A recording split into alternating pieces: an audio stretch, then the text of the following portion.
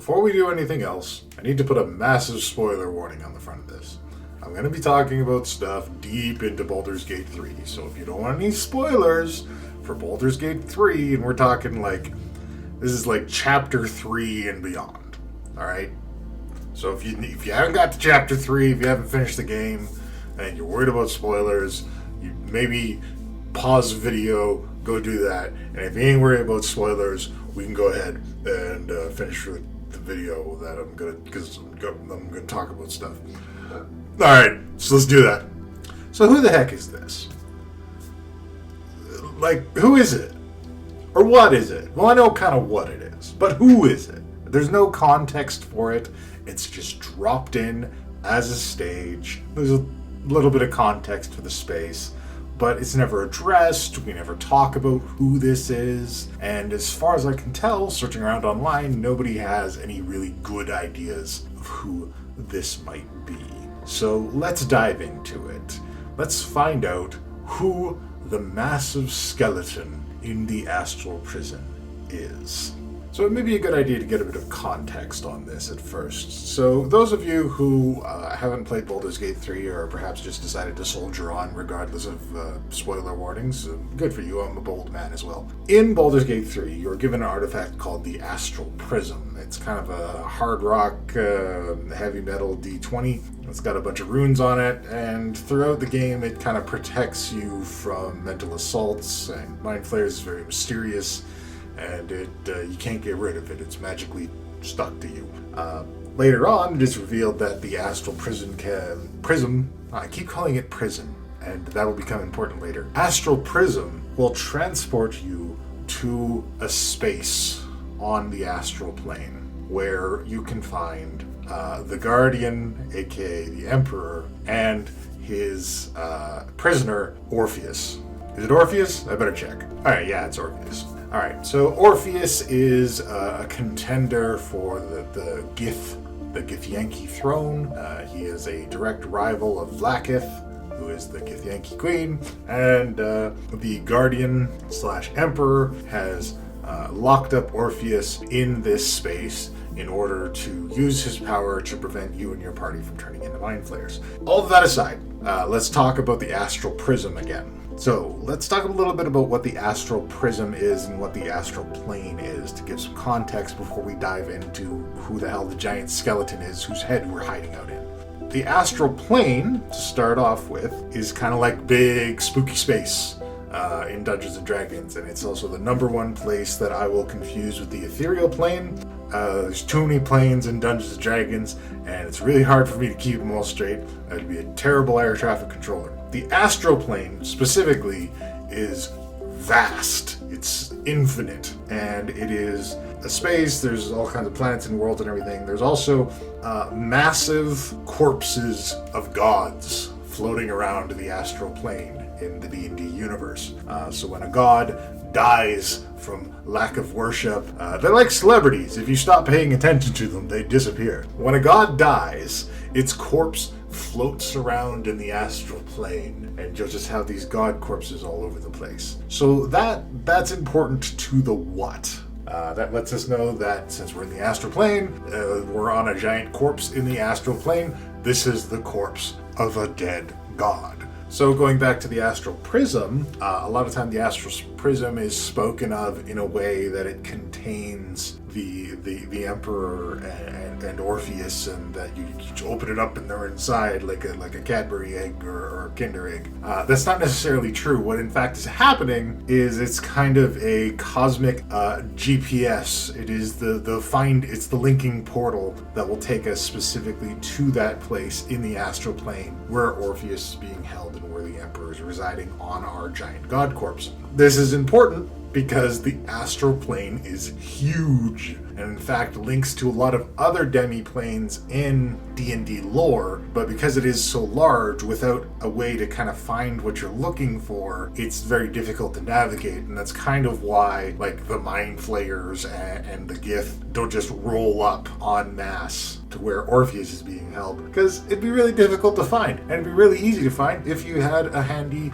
Astral Prism GPS to take you there. That's a little bit of context. Let's go back to the Astral Plane. In the Astral Plane, we have all these corpses of dead gods floating around. And a fun bit of lore is that, in fact, the Githyanki, traditionally in history in Githyanki lore, have made massive colonies, massive cities out of the corpses of these dead gods. This partially explains that when you look around the map for the Astral Plane, you'll see these columns and these structures floating out in space. This was likely at some point some kind of fortification or temple or city in the Githyanki Empire in some portion of it, and it looks like it's fallen into a bit of disrepair. So that's some more what and some more why, but most importantly, we still don't know who.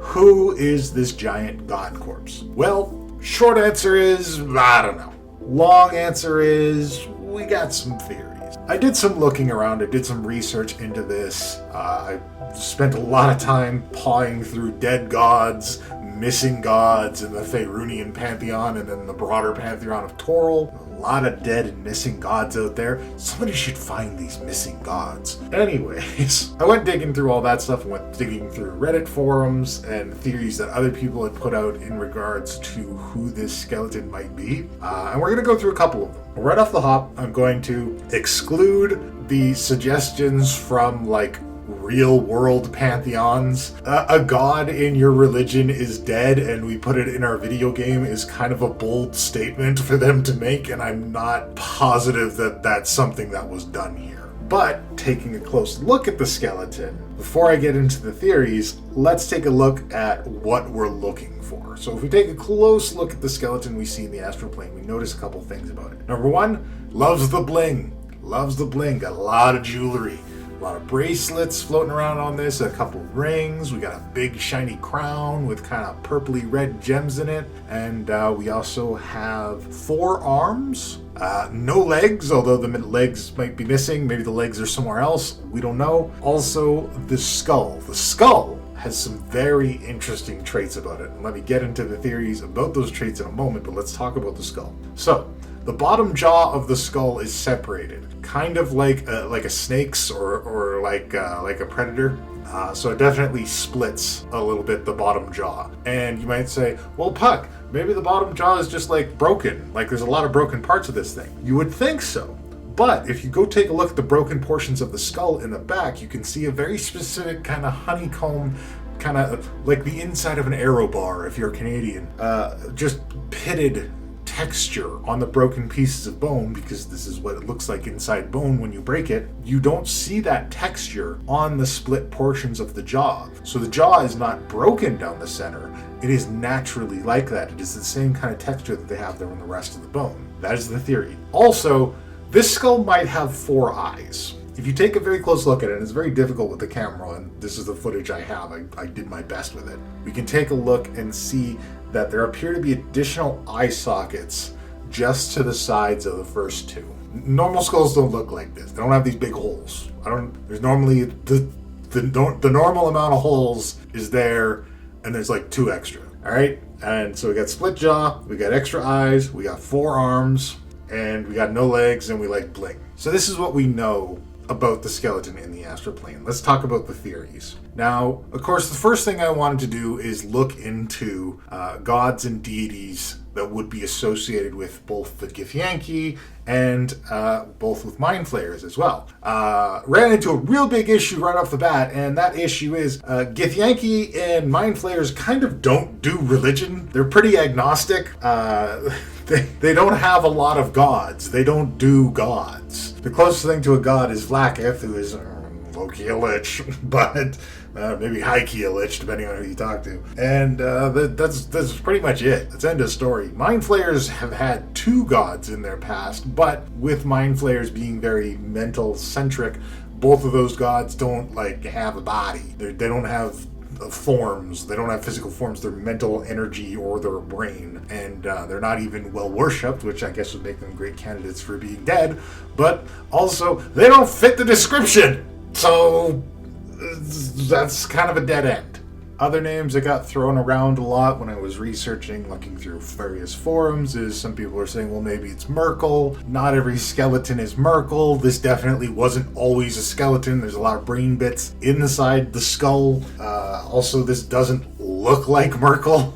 Also, Merkel was just a guy before he got his pantheon thing, so it's not Merkel. I'm not feeling Merkel vibes. Some people have said maybe it's Vecna. This is not Vecna. Guys, please stop saying things are Vecna. Vecna is a small G god, alright? He's a small G god, and he's got very specific stuff he's doing, and that's traveling the multiverse and acquiring more magical power, and that's his whole deal. And if it doesn't fit at all in that wheelhouse, he probably ain't doing it. That's what Vecna's about. Another theory that I've seen thrown around a bit is that this might be Karsus. It's probably not Karsus from what we understand of the lore. For those of you who don't know, because you probably have like social lives and families that love you and no obsessive traits, Karsus was an ancient wizard in the kingdom of the Netherese, kind of the massive magical kingdom that came before everything we know in Dungeons & Dragons. And he instituted a spell that was called Karsus Folly, I think it was, or Avatar of Karsus. I think it ended up being called Karsus Folly afterwards, but it was Avatar of Karsus. Basically, he was trying to make himself a god through magic. He was trying to use magic to make himself a god, and it like destroyed the weave and maybe killed him. But the idea is that now he's just kind of like some kind of floating, powerful, magical blood orb out there in the cosmos at some point as a kind of penance for what he did to the weave. Some people say he's actually a patron for some warlocks now, which that's fun. Look, if you're building a warlock, make a warlock where the patron is Karsus. That sounds awesome. Alright, so far we know a whole lot about who it ain't and not a whole lot about who it am. So let's talk about some harder theories here. So first up we got Moander. Moander is a dead god. He's not around anymore. He was known as the Darkbringer, the Jawed God, the Rotting God, the Great Dread God, not Dead God, Dread God, the Creeping God, the Beast Lord, Old Moldy, Foul God. We haven't heard from Moander since like 3rd edition was the last time he was mentioned or even talked about or featured. He's kind of an amorphous, kind of slime god, generally attributed to things like Gibbering Mouthers or Creeping Mounds. The reason I pick him for a possibility of this is because he had a very amorphous form, a lot of eyes, weird mouths, too many appendages, and some of his incarnations vaguely reminiscent of the skeletal structure that we see in the Astral Prism. So, Moander, bit of a stretch, but still a possibility. He fits the bill, he's dead, he's got a weird form with too many appendages and eyes, possibility. The next theory is one I'm a bit more excited about, but I have to be honest, I'm a little embarrassed too. I feel like I'm becoming the pale middle-aged Canadian who cried Jergal, but it might be Jergal, or at least an older version of Jergal. So, Jergal actually used to have this bizarre form where he had multiple arms, he had a bizarre insect-like face, you know, the kind that might have mandibles instead of traditional human jaws. A lot of it fits the bill of what we're looking at with this skeleton here. The most notable drawbacks are Jergal not technically dead, although perhaps this version of him is. Some people have said that perhaps this older version was a different god, and that the Jergal we know now is a different entity, and there's just some entity posing as Jergal. It's very complicated, but it could be Jergal, and if it is Jergal, that does make a lot of sense on how Gortash knew where the Astral Prism was, because if you'll recall, in the story it's revealed that Gortash is the one who sent the Emperor to find the Astral Prism in the first place. Why did he know about it? Why did he want it? How does that factor in to Enver Gortash's very stupid, bad, no good plan? I don't know. That's not what this video is about. And I'm going to try not to talk about it. But since Gortash is inheriting Bane's legacy as Bane's avatar, he would know some of the things Bane knows, and Bane got all of his powers from Jergal. So if Jergal knew that an Astral Prism was connected to a Githyanki locked away inside of his corpse, that's logically something Gortash might know. Again, I'm kind of stretching, connecting a lot of dots here, but I mean, look, logically, we may never know exactly who this is. It's possibly that this was just an ancient Githyanki fortification made out of a long forgotten, long dead god, and as such was made into the prison for Orpheus because it is so old and long forgotten. But that's really unsatisfactory, so let's get into wild speculation. What if the skeleton in the Astral Prism is the body of the Absolute? So hear me out. Where do Elder Brains come from? There is an answer, but things are a little bit foggy, alright? So, the idea is that an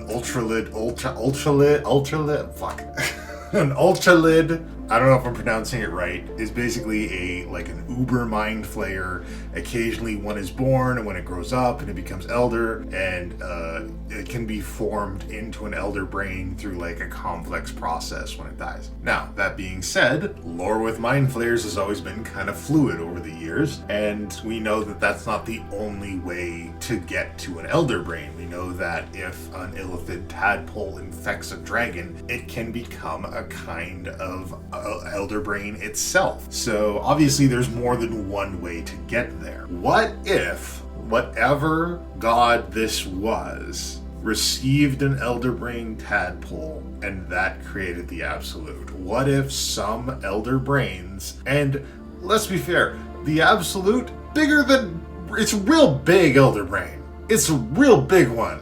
They're not normally that huge. This is a giant elder brain. We have a fight on it. What if this elder brain was created when somebody put an illithid tadpole in an ancient dying god, and then it emerged from it? This would explain how Gortash knew where the Astral Prism was, because the Absolute would have knowledge of where that is located. It would also explain the enormous size of the Absolute, and it would also explain why the back of the skull of this skeleton is broken out, why it's smashed to pieces, and why there's bits of brain all over in the inside. The brain escaped and became the Absolute. It all fits together. So those are my theories. Those are some possibilities on who the skeleton in the Astral Prison might be.